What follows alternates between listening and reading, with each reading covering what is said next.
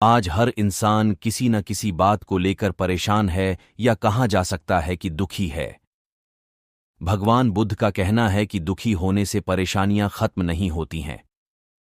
हर इंसान को दुख से छुटकारा पाने के लिए उससे जुड़ी बातों पर विचार करना चाहिए। इसके लिए भगवान बुद्ध की सीख से मदद मिलती है। बुद्ध की 4 सीख दुख है। महात्मा बुद्ध की पहली सीख कहती है कि संसार में दुख है। बुद्ध कहते हैं कि इस संसार में कोई भी प्राणी ऐसा नहीं है जिसे दुख ना हो। उनके मुताबिक दुख को एक सामान्य स्थिति समझना चाहिए। इसे खुद पर हावी नहीं होने देना चाहिए। इसीलिए हर इंसान को दुखी होने पर चिंतित और परेशान नहीं होना चाहिए। इसके उलट खुद को खुश रखने की कोशिश करनी चाहिए।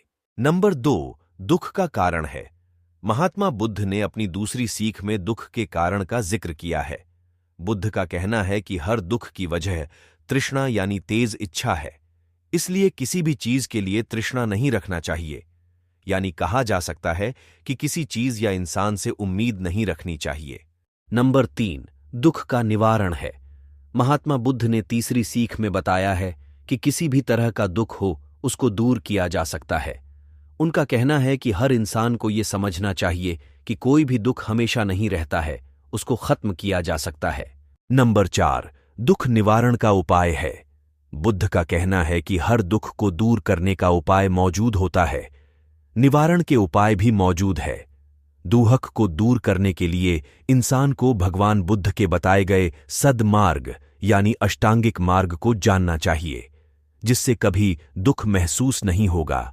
एक बार एक व्यक्ति गौतम बुद्ध के पास गया और पूछा कि मन को नियंत्रित करने का पहला चरण क्या है। बुद्ध कहते हैं, अपने मन को समझने का पहला चरण है इसके द्वारा दिए गए लालच की व्यर्थता को देखना समझना। दरअसल जब मन अनशांत होता है तो कई तरह के लालच देता है, और जिसने मन द्वारा दिए इन लालचों को पहचान लिया, समझ लो कि उसने मन को समझने का पहला चरण समझ लिया। फिर व्यक्ति बुद्ध से पूछता है कि लेकिन हमें यह कैसे पता चलेगा हमारा मन हमें लालच दे रहा है और वह लालच व्यर्थ है। इसका जवाब देते हुए बुद्ध कहते हैं, जब शरीर में मन, नेत्र, श्रोत और आत्मा आहत होते हैं तो दुख का एहसास होता है। मन किसी चीज की जिज्ञासा करता है और वो चीज पूर्ण नहीं होती है तो मन को दुख का एहसास हो जाता है। जब मन दुखी होता है तो शरीर दुखी हो जाता है।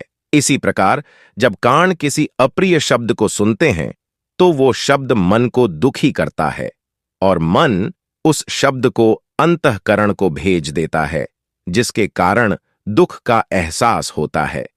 इसी प्रकार आत्मा जायज और नाजायज दुख का एहसास करती है। जब आप पवित्र भावों की स्थिति में होते हैं और उस समय आपके ऊपर कोई गलत आरोप लगाता है तो आपकी आत्मा आहत होती है, जिसके कारण दुख का एहसास होता है।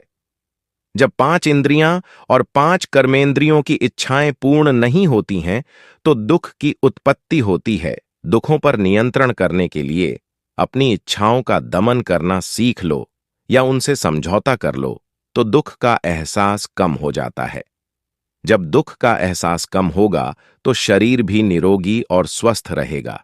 थैंक यू दोस्तों, इस वीडियो को देखने के लिए आशा करता हूं कि यह वीडियो आपको बहुत पसंद आई होगी। ऐसे ही कुछ अच्छी और बुद्ध की नेक बातें सुनने के लिए चैनल को सब्सक्राइब और वीडियो को लाइक जरूर कर दें। दोस्तों, जय हिंद,